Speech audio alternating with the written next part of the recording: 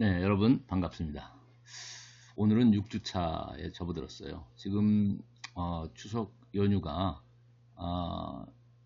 얼마 이제 지나지 않았고 이제 월요일이지만은 아마 아직 휴일중으로 또 좀 더 쉬고 싶은 사람들도 있을 것이고 또 휴가를 내고 직장에서는 이제 휴가를 지내고 있는 사람도 있을 수 있겠지만은 자, 이번 주에도 여전히 우리가 온라인으로는 학교 방침상 정규 수업과 마찬가지로 연휴 기간에도 계속적으로 수업이 정상 진행될 수 있도록 그렇게 방침이 내려져 있습니다. 그래서 여러분도 좀 힘들 수도 있겠지만은 좀 더 쉬고 싶은 생각도 있겠지만은 우리가 다 함께 좀 더 힘을 내서 수업에 임했으면 좋겠습니다.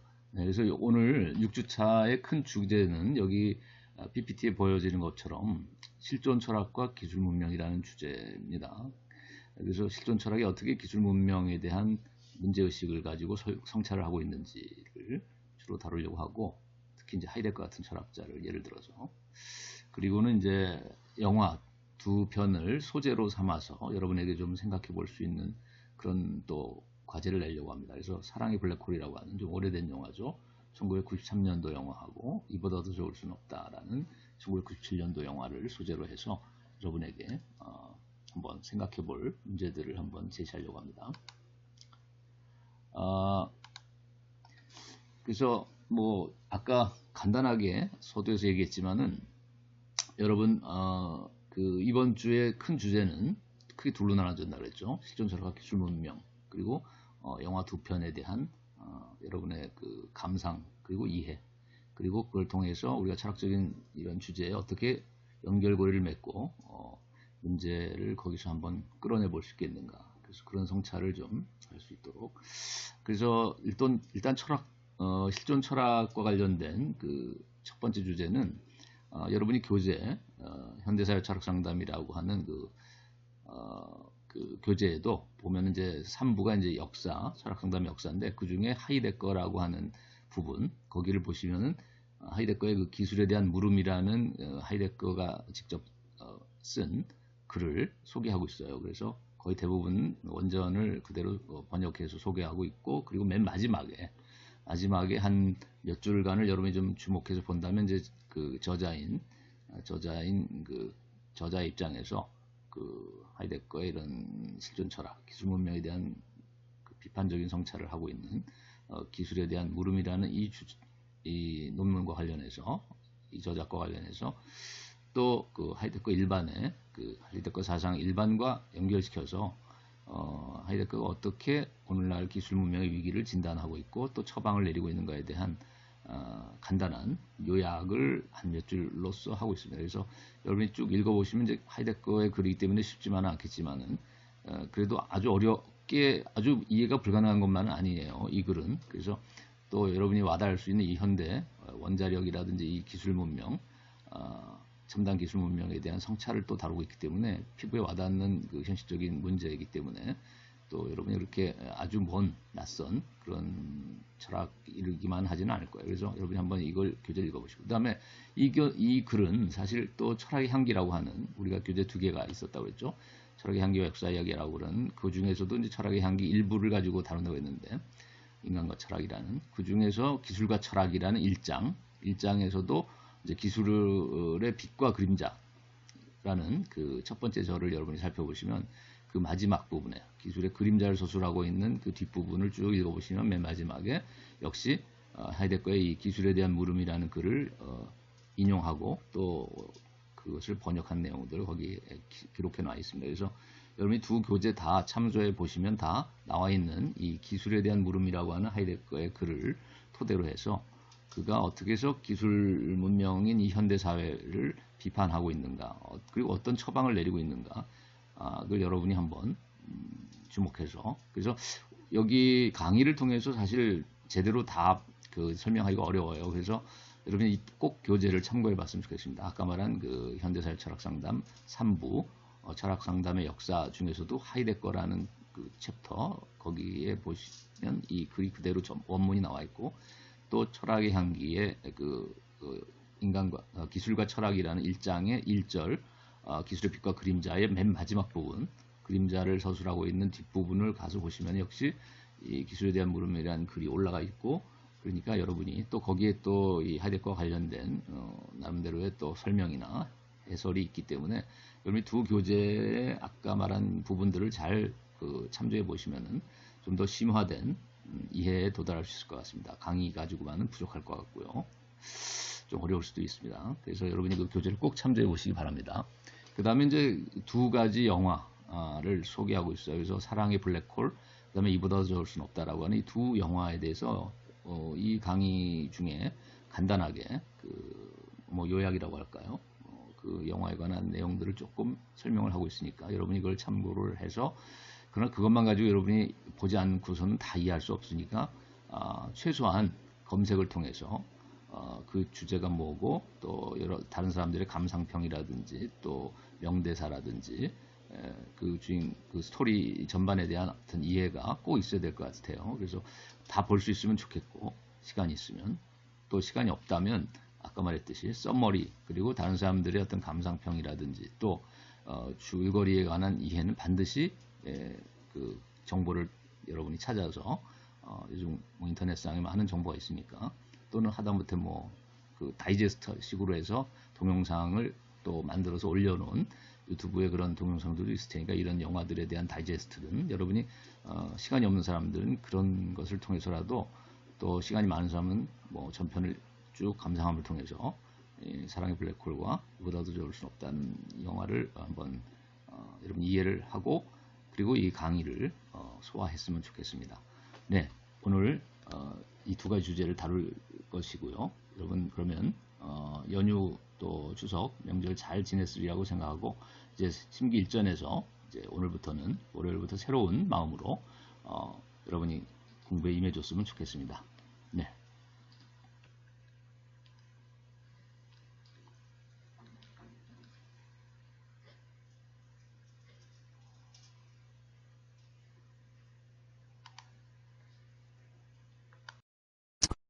여러분 반갑습니다.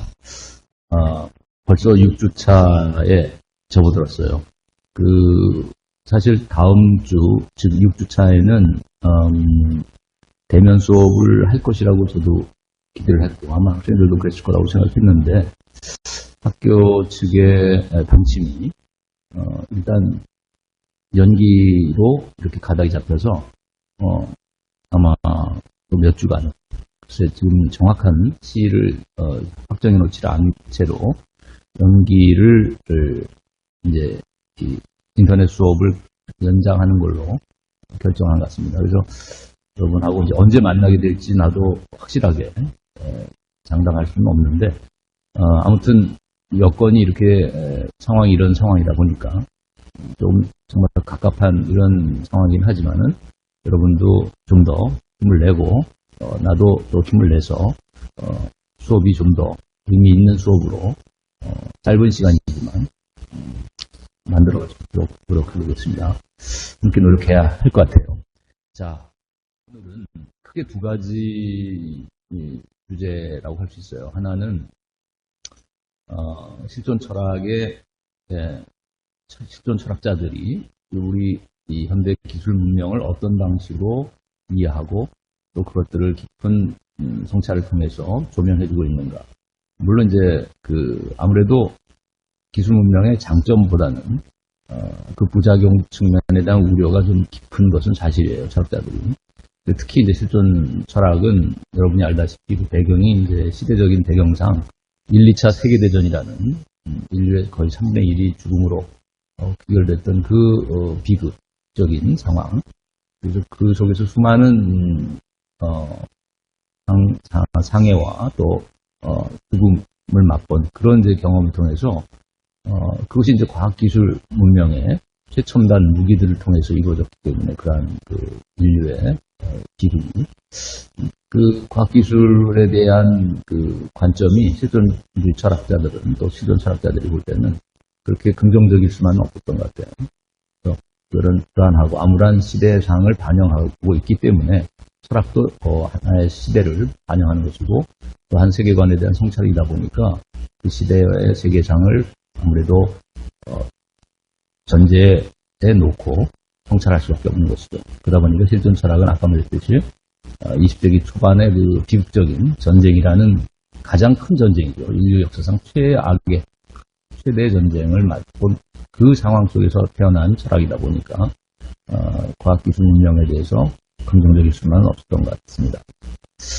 오늘은 그 많은 실존 철학자들이 있지만 킬케골이라든지 아스퍼스라든지 사르트, 마르세, 지난번에 얘기했던 알베르 까미 등등 많은 이제 실존 철학자들이 있음에도 불구하고 오늘날 21세기까지 가장 큰 영향력을 미치고 있다고 말할 수 있는 철학자는 독일의 하이데거라고 생각이 듭니다. 그가 1900년대 초죠. 그 1927년이죠.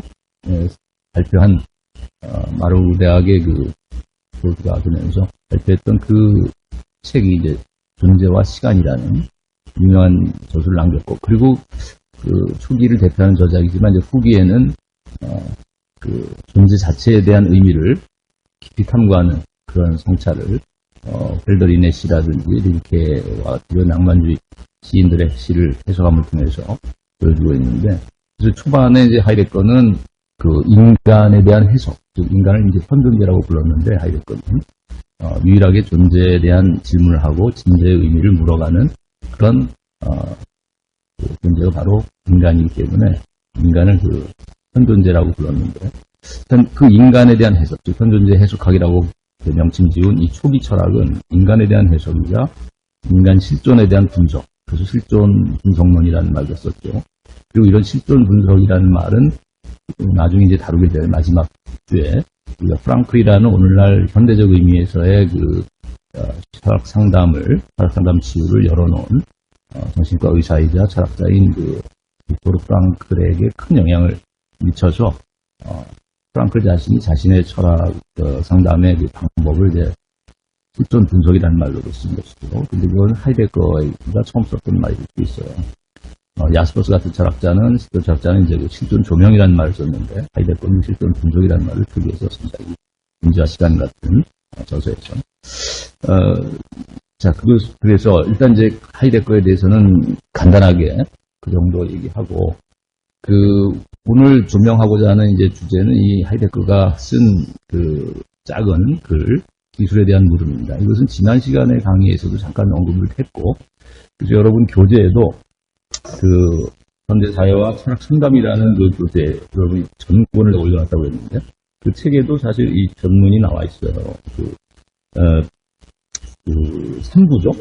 현대사회 철학 상담 3부의 제 1장을 보게 되면 이제 하이데거의 물음이라는 제목으로 되어 있는데, 이것이 이제 바로 하이데거가 쓴 기술에 대한 물음이라는 글을 거의 이제 전문을 옮겨놓고 짤막하게 맨 마지막에 한 몇 줄간 제가 이제 요약을 핵심적인 의미가 무엇인가, 오늘날 또 철학 상담 치유의 관점에서 어떤 해석을 해볼 수 있을까, 이 글을 그 간단한 이제 그 마지막에 몇 줄을 이제 제가 요점을 잡아놓은 것이고, 전체적으로 볼 때는 이제 그 하이데거의 원문에 충실하게 그대로 옮겨놓은 건데요. 그 핵심만을 여기서 간단히 이제 우리가 알아보자면은, 하이데거가 볼 때 오늘날 기술 문명이라는 것은 이제 근대 과학의 응용이죠. 근대 과학의 성과로서 그 실천적으로 응용된 것이 이제 실용적인 기술들인데, 그래서 결국 근대라는 것은 이제 과학혁명이자 산업혁명 그리고 자본주의의 이런 그 발달을 가져왔던 시대인데, 이 근대를 우리가 보통 계몽시대라고 그러죠. 고대나 중세, 특히 중세와 대비시켜서 인류가 아주 빛난 진보를 일으킨 시대다. 인류의 문명이 진보되고 아주 진화될 것이다라는 낙관적인 유토피아에 대한 기대감이 가득했던 시대가 이제 근대 시대이기 때문에, 그래서 이 근대 계몽 시대가 이제 근대를 특징 짓는 하나의 대표적인 그 사상적인 쪽이 계몽주의라고 하는 것이고, 데카르트도 계몽주의자고 베이컨도 하는 것이 힘이라고 말했던 경험론자 베이컨도, 또 뉴턴도 과학자, 파스칼 등등 해서 이 모든 사실 그 시대에 근대 철학자들은 다 계몽 철학자다라는 말을 칠 수 있어요. 근데 이 근대 계몽의 산물인 이런 수학을 방법으로 하는 정밀 과학의 발달은 대표적인 게 이제 물리학이고, 그다음에 화학, 생물학, 등등 사회과학 이렇게까지 쭉 발전돼 나갔는데, 이 공단 방법을 향해서 수학적인 통계라든가 수학적인 측정이라든가, 그래서 오늘날 이제 이런 정밀한 컴퓨터의 발달을 가져온 것이 바로 근대 과학혁명 이후의 이제 세계관이죠. 그래서 이런 근대 계몽 시대에 이제 이 수학을 방법으로 하는 정밀과학이 발달했는데, 이런 정밀과학은 이미 오늘날의 이런 첨단 기술 시대를 앞서서 항구적으로 인류가 자연을 정복해 나가고 또 지배해 나가고 또 비용 자원을 고갈시킬 만큼, 환경을 오염시킬 만큼 이렇게 착취를 하고 지배하고 정복하는, 자, 이런 오늘날의 기술 문명을 이미 벌써 선취하고 있다. 이 근대 과학혁명이라는 것이, 근대 과학의 본질이 오늘날의 기술 문명을 낳을 수 있는 그 싹을 이미 대체하고 있다. 이렇게 이해하고 있는 것이고. 그래서 오늘날 이제 가장 발달하고 있는 이런 첨단 기술들.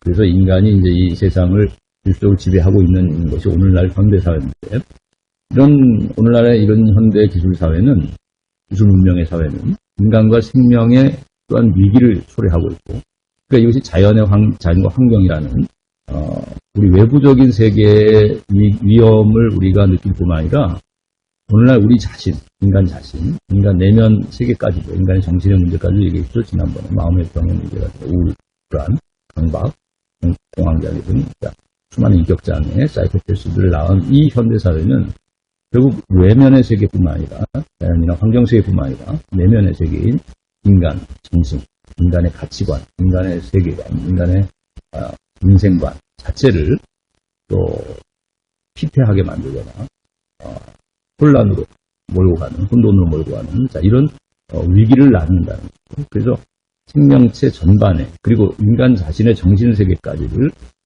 미치는 이 거대한, 그러니까 물질세계, 생명의 세계를 넘어서서 유기적인 환경세계를 넘어서서 결국 인간 정신세계까지를 침투해 들어간 이 기술적 지배가 많은 사람들을 우울증으로, 자살로, 또는 신족살해라든지 아주 말하자면 극악한 그런 범죄까지도 낳고 있는 것이 아닌가. 그렇다면 결국 이런 기술은 단순히 인간의 편리한 수단이고 실용적인 하나의 인간의 행위다. 이렇게만 얘기하기는 어렵다는 것이죠.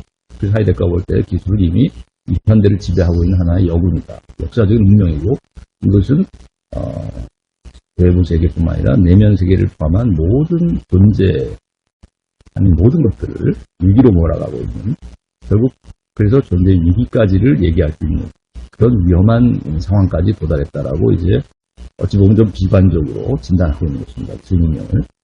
그래서 이제 하이데거는 독일 말로 게슈텔이라는 말을 쓰는데, 게슈텔이라는 말은 독일 말로는 이제 동사 슈텔렌 동사에 파생된 것인데, 슈텔렌이라는 것은 무엇인가를 세운다는 것입니다. 스탠드, 영어로 말하면 무언가를 이렇게 앞에 세우는 것이에요. 그래서 세워진다라는 것인데, 이 게슈텔이라는 말은 결국 수동태로 세워진다는 얘기가 되겠는데, 이걸 우리말로는 어떤 사람은 닭달, 이렇게, 외국어 대학의 이제 이기상 교수 같은 분은 닭달이라고 보내줬어요. 순우리 말. 근데 잘 좀 생소한 말이고, 우리말로 오늘날 잘 사용하지 않다 보니까, 누군가를 닭달한다. 우리가 이제, 누군가를 갈군다. 뭐 이런 말도 쓰는데, 이제 군대 용어로는. 근데 이게 사실 몰아세운다. 우리말로 몰아세운다라는 뜻이 된다. 뭔가를 이렇게 몰아세운다.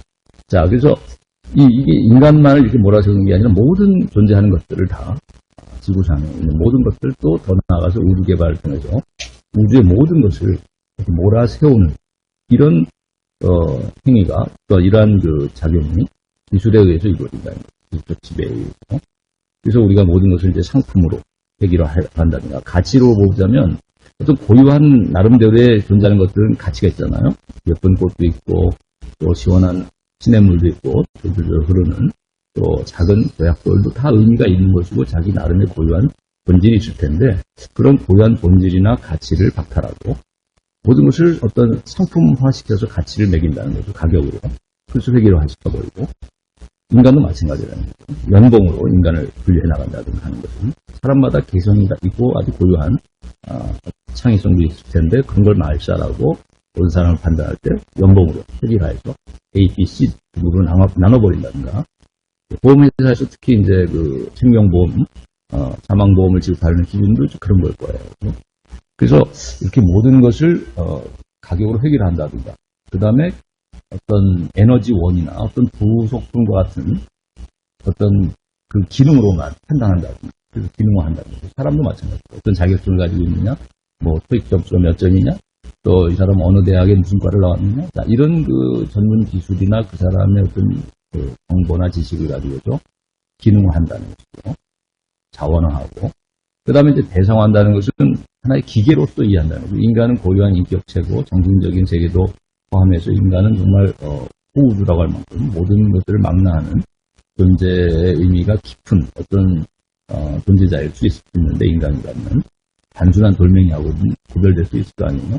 그럼에도 불구하고 오늘날 인간도 이런 부품으로서 또 하나의 그 에너지원으로서, 또는 뭐 하나의 밥벌이, 하나의 그 경제 행위의 도구로서 이렇게 대상화해버린다는 거죠.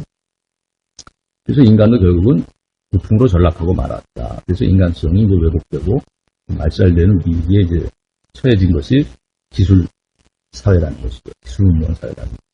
그 말도 베지탄트라는 것인데, 이게 하나의 부품이라고도 번역이 될 수 있는 기계의 부품으로 그렇게 몰아간다는 거죠. 그래서 이 세상의 모든 것들을 이런 기계의 부속품과 같은 것으로 몰아세워가는 이런 모습을 베데커는 게슈텔이다, 몰아세웁니다. 이렇게 표현했고, 이것을 기술의 어떤 본질적 특징으로 이해하고 있다고 한마디로. 마치 우리가 이제 그 영화로 하나 예를 들자면은 흑백 영화 중에 무속 영화 시대 그 찰리 채플린이 모던 타임즈라는 영화를 찍었던 영화. 여러분이 한번 검색해 보면 유튜브에도 나올 거예요. 일부. 여기 보면 이제 9 to 5, 9시에 출근해서 5시에 퇴근하는 이 그 노동자의 삶을 그 시계 태엽 돌아가는 그 톱니바퀴에 비유했는데, 그러니까 톱니바퀴들이 작은 톱니바퀴가 서로 맞물려서 이렇게 중간에 이들이 서로 이렇게 다 맞물려가지고 돌아가는 이 모습들이 기계적인 하나의 부품으로서, 나는 이런 그 작은 사무실에 한 책상을 차지하고 앉아서 똑같은 이제 그 모니터를 쳐다보고 같은 기한 용제 안에 기한을 하고 결제를 받는 이런 사무원의 모습이나, 또는 뭐 자동차 부품을 조립하는 나사만을 오른쪽 바퀴에 뭐 앞 나사만을 돌려서 조립하고 받고 있는 이 평생 그런 삶을 살아가는 어떤 기계공의 모습이나, 하나의 그 부품을 제작하고 부품을 제조하는 인간의 모습은 결국 또 하나의 그 부품과도 마찬가지의 인생을 살아가는 것이라는 거고, 톱니바퀴의 일부에 지나지 않듯이 시계 안에 있는. 네, 그래서 이 찰리 채플린의 그 모던 타임즈라는 영화를 보면 톱니바퀴 돌아가는 것에 인간의 삶을 비유했는데, 근대 이후에 산업사회 속에서의 삶을 인간은. 그게 이제 하이데거가 이걸 철학적으로 이제 해석하는 의미의 개념은 몰아세움이라는 말로 표현했죠. 인간도 부품으로 전락했다, 이렇게 이제 표현했던 것이잖아요. 이것이 이제 인간성이 왜곡되고 소외되고 말살된 모습을 잘 말해주는 거죠. 자, 그래서 결과적으로 이제 하이데거가 이 기술에 대한 물음에서 기술의 본질을 몰아세움으로 중화시켰고, 그래서 그것이 결과적으로 인간성의 의미 상실뿐만 아니라 결국 모든 존재하는 것들의 의미, 존재하는 것들의 존재의 의미를 망각시켜버렸고, 오늘날 현대인들에게서 존재의 진리가 상실된 시대다. 또 존재의 의미가 망각된 시대다. 자, 그래서 하이데거는 존재 망각이라는 철학 프로를 만들어냈고요. 그래서 현대 기술 문명, 특히 현대 사회는 그 특징이 존재 망각이다, 이렇게 얘기하는 거죠. 틀려서. 그리고 그것을 또 다른 말로 하면, 은유적으로 표현하면 이제 고향 상실. 우리가 시적인 표현을 쓰자면, 우리가 시인들은 그 존재의 파수꾼이다, 이런 이제 의미도 썼고 하였다. 근데 어떻게 보면 시인들의 언어는 존재의 고향이다, 뭐 이렇게도 생각했어요. 시어들은, 시인들의 언어는. 근데 그 고향을 상실했다라는 것이고, 다른 말로 하면 현대인들은 각박한 이 기술 문명 속에서 저마다 그 인터넷 정보를 서핑하고 또 쇼핑을 하고, 자, 뭐 오락을 하고 게임을 하고 또 이런 상거래를 또 주식 증권, 뭐 주식 투자, 뭐 부동산 투기 등등 해서 이 계산적으로 자기 삶의 이익을 풀려나가는 이런 데 혈안에 대해서 경쟁적으로 살아가고 있지. 사실 시를 읽을 여유를 갖고 있는 사람들이 정말 드물지 않는가. 그죠?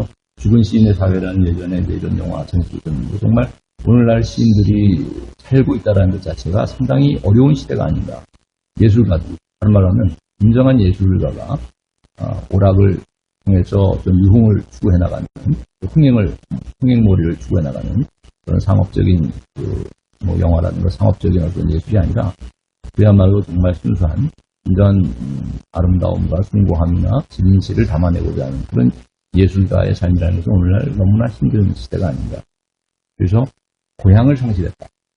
시인의 마인드를 상실한 시대가 아닌가. 이런 생각이 해본다는 거죠.